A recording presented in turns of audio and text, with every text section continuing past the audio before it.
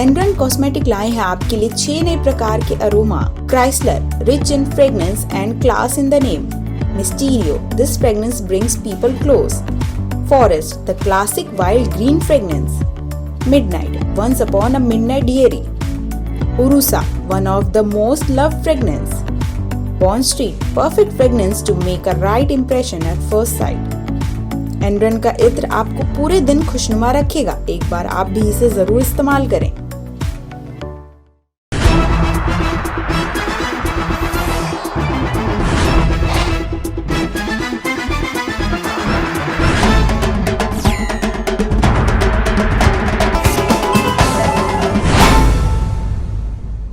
नमस्कार, मैं शामिन गार्नर और आप देख रहे हैं समय भारत 24/7। कोरोना के मामलों में फिर उछाल। 24 घंटे में 2 लाख के पार पहुंचे केस। ओमिक्रॉन के मामले भी 5000 के पार। देश में कोरोना की रफ्तार में लगातार बढ़ोतरी हो रही है। पिछले 24 घंटे में देश में कोरोना के 2,47,417 नए केस सामने आए हैं। नए केस सामने आने के बाद देश में कोरोना के एक्टिव मरीजों की संख्या बढ़कर 11,17,531 हो गई है।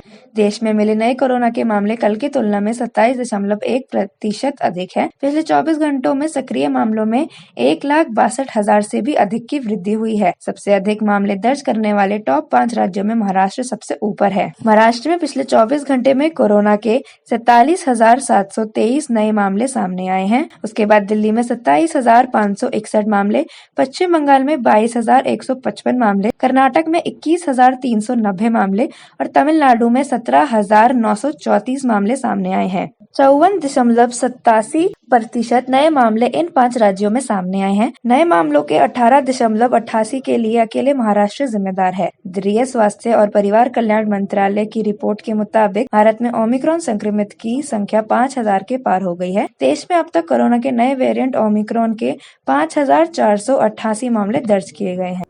पंजाब के सीएम चन्नी और सिद्धू की घोषणाओं पर मनीष तिवारी का सवाल। बोले, पंजाब को चुनौतियों का समाधान करने वाला सीएम चाहिए। पंजाब कांग्रेस में जारी अंतर्कलह चुनाव आचार संहिता लागू होने के बाद भी थमती दिखाई नहीं दे रही है। मौका मिलते ही कांग्रेस के नेता एक दूसरे को निशाने पर लेने से नहीं चूक रहे हैं। प्रदेश अध्यक्ष नवजोत सिंह सिद्धू और गृह मंत्री सुखजिंदर सिंह रंधावा के बीच चल रहे वाक युद्ध के बीच बुधवार को कांग्रेस सांसद मनीष तिवारी ने भी ट्वीट किया है। आनंदपुर साहिब से सांसद तिवारी ने अपने ट्वीट में बिना किसी का नाम लिखे मुख्यमंत्री चन्नी और प्रदेश अध्यक्ष सिद्धू को निशाने पर लिया। तिवारी ने लिखा कि पंजाब को ऐसे मुख्यमंत्री की जरूरत है जिसके पास पंजाब की चुनौतियों का समाधान हो और जो कड़े फैसले लेने की क्षमता रखता हो। उन्होंने आगे लिखा कि पंजाब को ऐसे गंभीर लोगों की जरूरत है जिनकी राजनीति सोशल इंजीनियरिंग, मनोरंजन, मुफ्त के उपहार ना हो। लोग मुफ्त के उपहार आदि को चुनाव में खारिज कर रहे हैं। राजनीति के जानकार तिवारी के इस ट्वीट को चन्नी और सिद्धू के साथ जोड़कर देख रहे हैं, क्योंकि दोनों नेता पंजाब के लोगों के लिए लगातार लोक लुभावन घोषणाएं कर रहे हैं। उल्लेखनीय है कि जिस समय चन्नी मुफ्त सुविधाओं की घोषणा कर रहे थे तब सिद्धू अपनी ही सरकार को निशाने पर ले रहे थे, परंतु बाद में खुद सिद्धू ने महिलाओं को 2000 रुपए देने सहित कई अन्य लोक लुभावन घोषणाएं की। कोरोना से संक्रमित होने पर भी दे सकेंगे वोट। लुधियाना जिला प्रशासन घर पहुंचाएगा बैलेट पेपर। 80 से ऊपर के बुजुर्गों को मिलेगी ये सुविधाएं।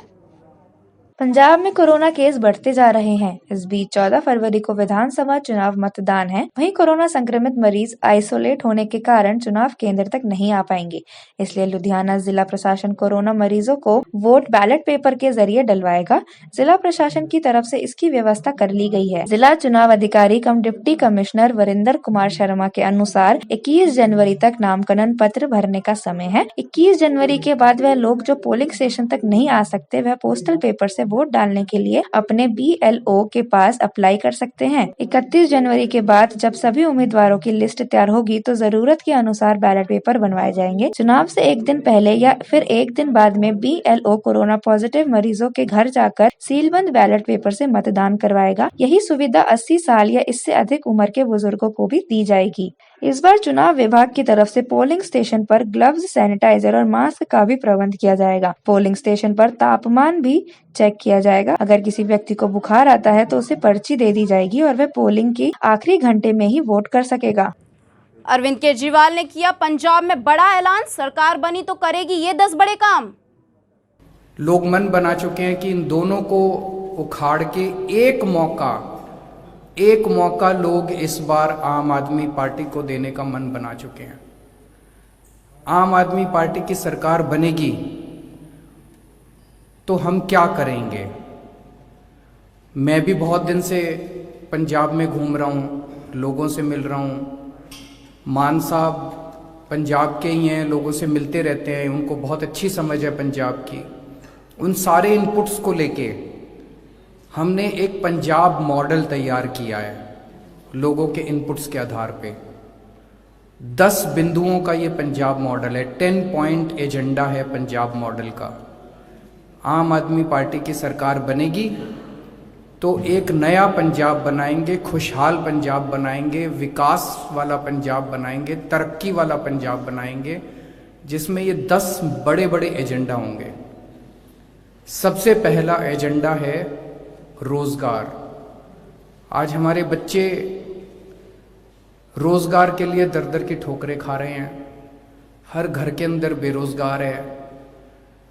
रोजगार ना मिलने की वजह से हर बच्चा कनाडा की तरफ देखता है। हर माँ बाप को लगता है यार मैं अपने बच्चों को किसी तरह से कनाडा भेज दूं। हम ऐसा खुशहाल पंजाब बनाएंगे जिसमें जो बच्चे कनाडा चले गए, मैं आज आपको यकीन देता हूं कि 5 साल के अंदर वो सारे बच्चे पंजाब वापस आना शुरू करेंगे। पंजाब के अंदर रोजगार के इतने सारे अवसर पैदा करेंगे। दिल्ली में हमने 10 लाख बच्चों को रोजगार दिया कोरोना के टाइम पे, हमें देना आता है।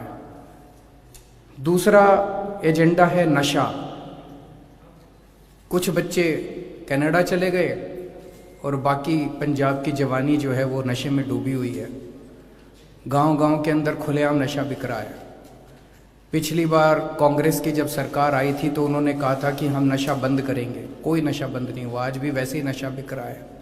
क्यों? क्योंकि सबकी इनकी सांठगांठ है। सारी पार्टियों की, नशा करने बेचने वाले सारे गिरोह की। हम इस पूरे सिंडिकेट को ख़त्म करेंगे। नशा बेचने वाले पूरे गिरोह को ख़त्म करेंगे। माफिया को, नशा माफिया को ख़त्म करेंगे और नशे से अपने बच्चों को बाहर निकाल के पंजाब को नशा मुक्त करेंगे। तीसरा है पंजाब के अंदर शांति व्यवस्था कायम करना, कानून व्यवस्था कायम करना। बेअदबी के इतने सारे किस्से हुए, बेअदबी के इतने सारे हादसे हुए और सभी धर्मों के ग्रंथों की बेअदबी हुई समय समय पे, लेकिन किसी भी एक भी मामले के अंदर किसी को सजा नहीं हुई। क्यों नहीं हुई? ऐसा नहीं कि हमारी पंजाब पुलिस इसके काबिल नहीं थी करने के। एक बार खुली छूट दे दो, देखो पंजाब पुलिस आपको कितना शानदार काम करके दिखाएगी। क्योंकि उसके अंदर बहुत बड़े बड़े लोग शामिल थे। षड्यंत्र के अंदर बहुत बड़े बड़े तार थे, ऊपर तक थे तार पार्टियों के, और ये सारी पार्टियां मिली हुई थी। इसकी सरकार आ जाए वो उसको बचाते हैं, उसकी सरकार आ जाए उसको बचाते हैं। नतीजा क्या हुआ? रोज बेअदबी के किस्से सुनने को मिलते हैं। रोज बेअदबी के, लोगों की भावनाओं को ठेस पहुंचती है, लोगों को बड़ा दुख होता है। क्यों? उनके हौसले बड़े बुलंद हैं कि जो मर्जी करो कुछ नहीं होता।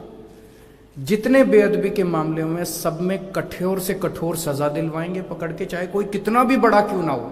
हमारी किसी से सेटिंग नहीं है, हमारे किसी पार्टी से सेटिंग नहीं है, किसी नेता से सेटिंग नहीं है।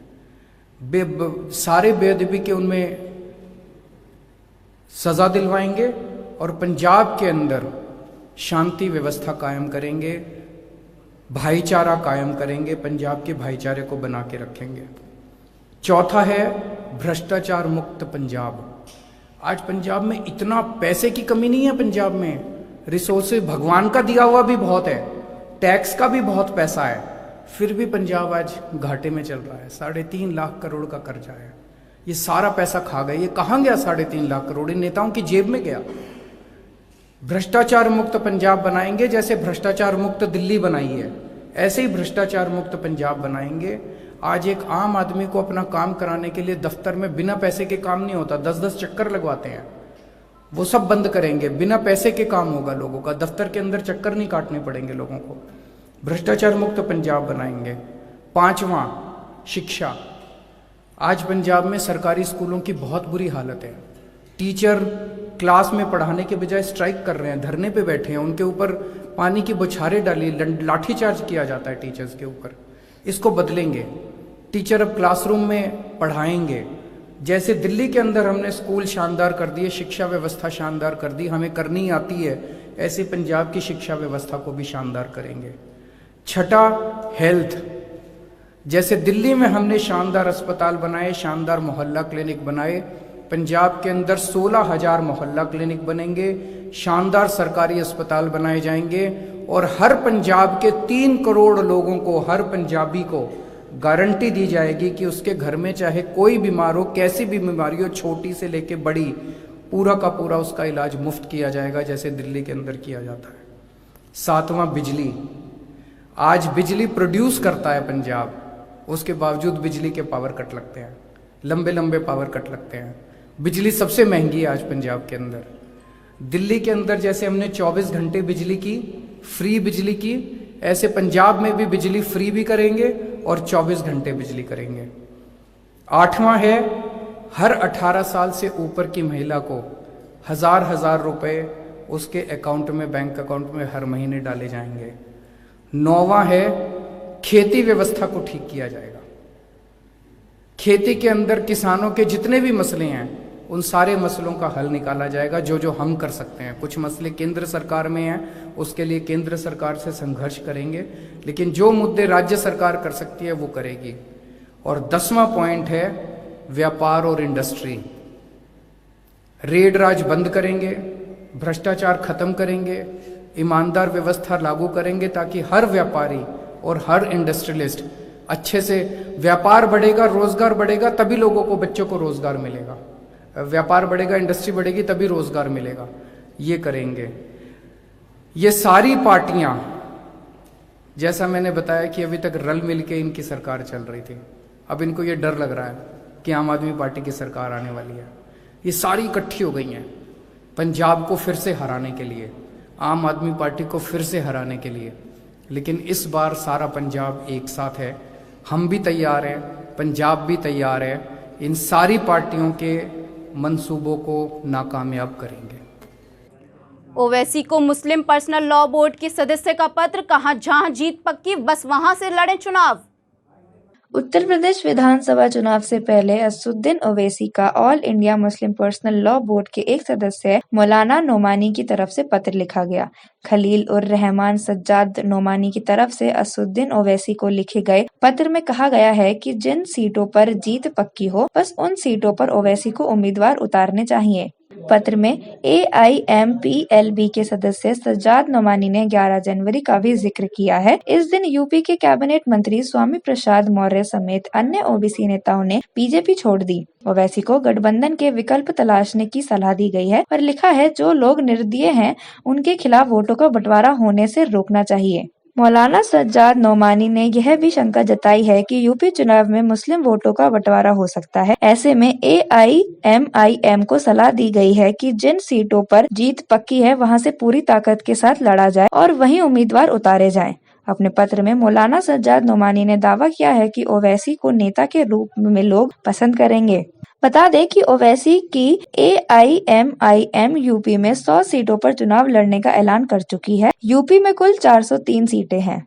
एक बार फिर से भाजपा की केंद्र मंत्री स्मृति ईरानी ने पीएम की सुरक्षा में हुई चूक को लेकर पंजाब की चन्नी सरकार और पुलिस प्रशासन को लिया आड़े हाथ। 5 जनवरी को आप सबके सम्मुख पंजाब में प्रधानमंत्री जी की सुरक्षा को भंग होते देख भारतीय जनता पार्टी की ओर से मैंने कांग्रेस सरकार के और कांग्रेस के नेतृत्व के समक्ष कुछ प्रश्नों को प्रस्तुत किया था। आज मुझे ये कहते हुए आनंद की अभिभूति नहीं होती कि एक टेलीविजन नेटवर्क ने जिन प्रश्नों को मैंने प्रस्तुत किया उनके कुछ चिंताजनक परिणाम राष्ट्र के सम्मुख प्रस्तुत किए हैं। पंजाब पुलिस अधिकारियों के बयान एक राष्ट्रीय न्यूज चैनल पर सच को उजागर करते हैं। पंजाब पुलिस के एक अधिकारी का ये वक्तव्य कि प्रधानमंत्री की सुरक्षा भंग होने की वो सूचना वरिष्ठ अधिकारियों को पंजाब के प्रशासन, पंजाब की कांग्रेस सरकार को देते रहे, लेकिन सरकार की ओर से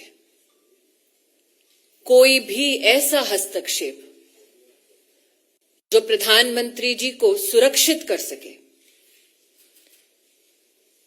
ऐसी कोई भी कार्रवाई पंजाब की कांग्रेस सरकार ने नहीं की। मैं अपने प्रश्नों को दोबारा दोहराने के साथ साथ एक नया प्रश्न उसमें जोड़ती हूं। डीजीपी ने क्यों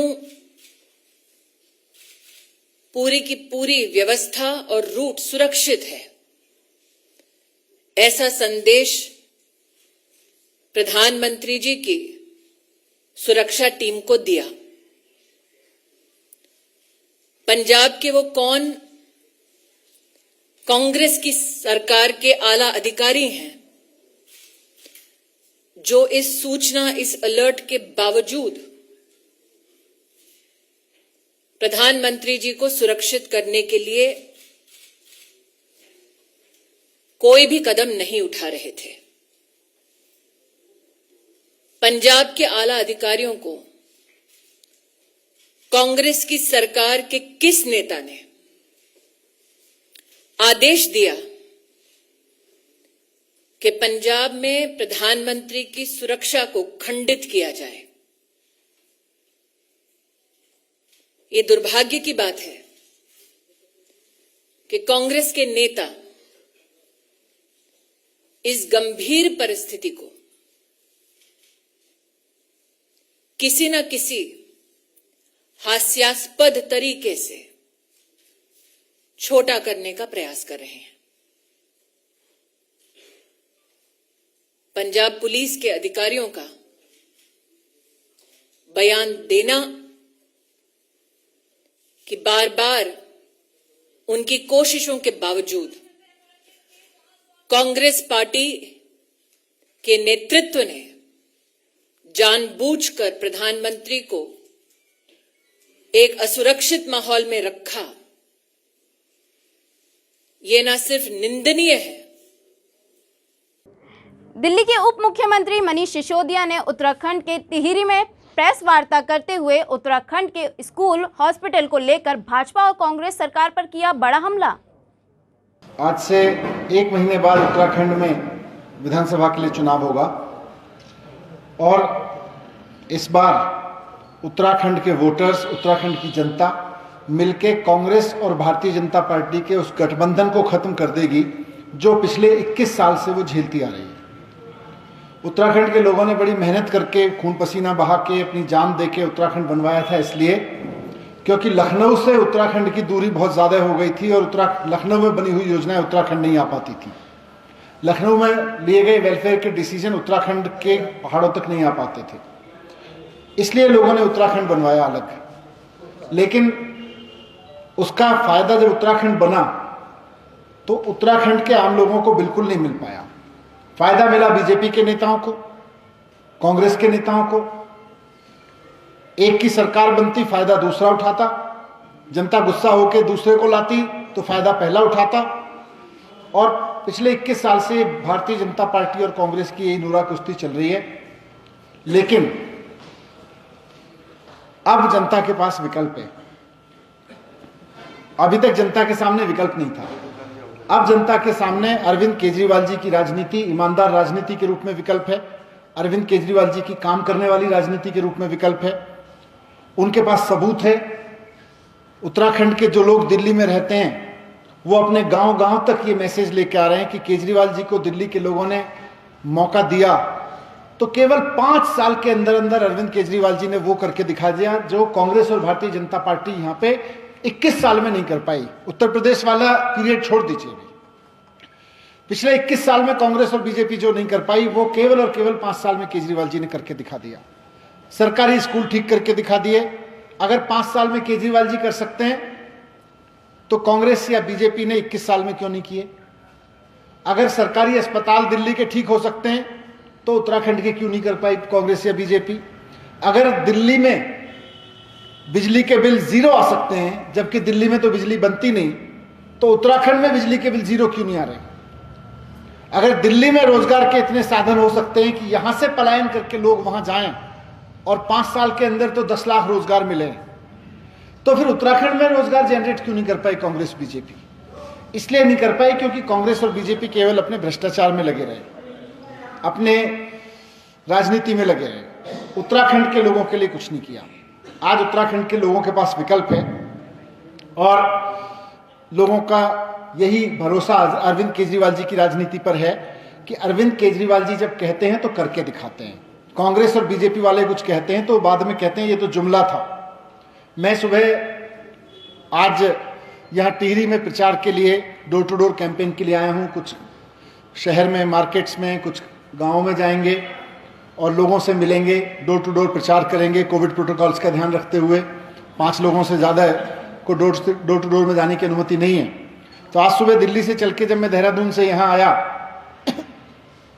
तो रास्ते में जगह जगह बहुत लोगों से मिला, कहीं चाय पीने के लिए रुका, कहीं बाजार में लोगों से मिलने के लिए रुका, और यहाँ भी अभी मैं घूमा टिहरी में भी, हर जगह लोग एक ही बात कह रहे हैं कि जी हम आपको मौका दे के देखना चाहते हैं, हम केजरीवाल जी को मौका दे के देखना चाहते हैं। इस बार माहौल है और हर आदमी, इवन जो लोग नाम भी ठीक से नहीं जानते, वो ये जानते हैं हाँ दिल्ली में झाड़ू वाली पार्टी है, उसने कुछ करके दिखाया हुआ है। मतलब बिल्कुल ऐसी महिलाएं जो शायद कभी दिल्ली नहीं गई होंगी, उनका भी कोई ना कोई जानकार दिल्ली में है और उनके पास भी इस बात की सूचना है कि हाँ केजरीवाल जी ने दिल्ली में स्कूल अच्छे कर दिए हैं, अस्पताल अच्छे कर दिए हैं, बिजली अच्छी कर दी है, बिजली सस्ती कर दी है। ये सारी चीजें उत्तराखंड के बच्चे बच्चे को पता है। आज उसी भरोसे पे अरविंद केजरीवाल जी की राजनीति पे यहाँ उत्तराखंड के लोग भरोसा कर रहे हैं। केजरीवाल जी ने अभी मैं थोड़ी देर पहले यहाँ मिला, बाजार में एक बुजुर्ग व्यक्ति आ गए मेरे पास बात करने के लिए। बोले, उन्होंने बड़ी अच्छी बात बोली। उन्होंने कहा, उनका दर्द था, बोले टिहरी तो हमारी जमीन छीन के हमको उजाड़ के बनाया गया था डैम। अगर टिहरी डैम से देश के शहरों में बिजली जा सकती है और दिल्ली में जाके बिजली फ्री मिल सकती है, तो हमको टिहरी के लोगों को बिजली फ्री क्यों नहीं मिलती? मैंने उनसे यही कहा, साहब नीयत नहीं थी। अब अरविंद केजरीवाल जी की नीयत वाली पार्टी आएगी, यहां से नेगी जी को जिताएं और बाकी जहां जहां जो कैंडिडेट्स हैं उनको जिताएं। बिल्कुल टिहरी के लोगों को भी बिजली फ्री मिलेगी, ये केजरीवाल जी की गारंटी है। पीएम मोदी को काला झंडा दिखाने वाली महिला कांग्रेस नेता हुई गिरफ्तार। प्रधानमंत्री मोदी की रैली के दौरान काला झंडा दिखाकर सुर्खियों में महिला रीता यादव ने कांग्रेस से टिकट पाने के लिए 9 दिन पूर्व 4 आरोपियों की साजिश से अपने ऊपर फायरिंग कराई थी। मुझे पता नहीं, 3 लोग थे वहाँ हाईवे पे रोक के मुझे कह रहे थे बहुत गाड़ी प्रचार करवा रही हो, गाली दे रहे थे, फिर मुझे हमने रोक रहे थे, फिर गोली मार दी। पुलिस ने घटना का खुलासा करते हुए फायरिंग में शामिल 2 आरोपियों के साथ ही रीता को गिरफ्तार कर लिया।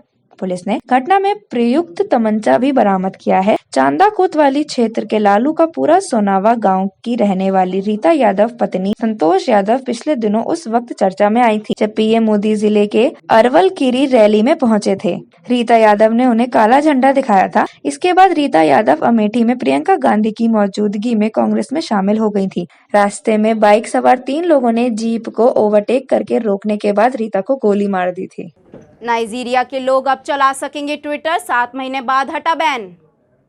नाइजीरियाई सरकार ने देश के 20 करोड़ से अधिक लोगों के सोशल मीडिया नेटवर्क ट्विटर से बाहर होने के 7 महीने बाद उस पर से प्रतिबंध हटा लिया है। देश की राष्ट्रीय सूचना प्रौद्योगिकी विकास एजेंसी के महानिर्देशक काशिफू इनुवा अब्दुल्लाही के अनुसार नाइजीरियाई राष्ट्रपति मोहम्मद बुहारी ने गुरुवार को देश में ट्विटर का संचालन फिर से शुरू करने का आदेश दिया है। अब्दुल्लाही ने कहा कि ट्विटर द्वारा नाइजीरिया में कार्यालय खोलने सहित कुछ शर्तों को पूरा करने के लिए सहमत होने के बाद ही यह प्रतिबंध हटाया गया है। नाइजीरिया के कॉपरेटिव अस्तित्व को कम करने में सक्षम गतिविधियों के लिए ट्विटर के लगातार उपयोग का हवाला देते हुए 4 जून को ट्विटर के संचालन को निलंबित कर दिया है।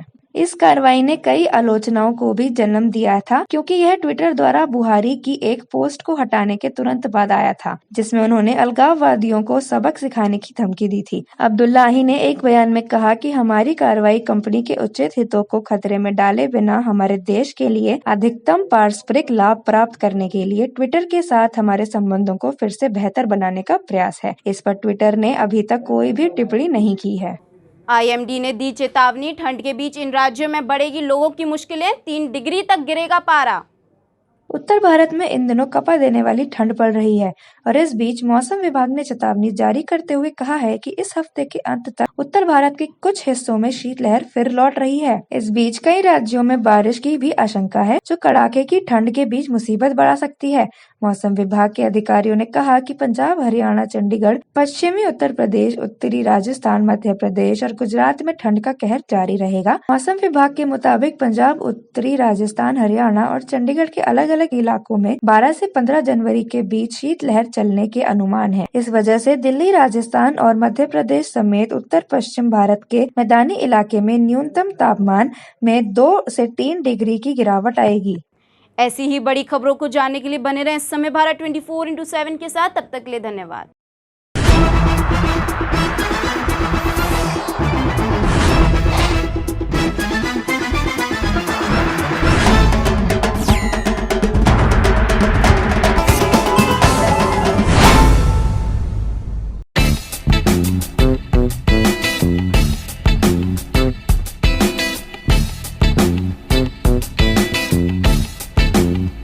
छोटा ही सही लेकिन खूबसूरत हो आपका आशियाना, तो नए टेक्निक्स और डिजाइन्स का इस्तेमाल करके आप अपने घर को बेहद ही खूबसूरत और आकर्षक बनवा सकते हैं। नए interior designs, attractive colour combination और एडोरेबल फर्निशिंग स्टाइल से आपके घर का living room, bedroom, kitchen, balcony देगा आपको सपने जैसे घर का लुक। आप नहीं होना चाहते हैं अपने घर से बोर, तो कांटेक्ट कीजिए 9315138474 पर या फिर 9717378629 पर। वेबसाइट है www.citywide.co.in।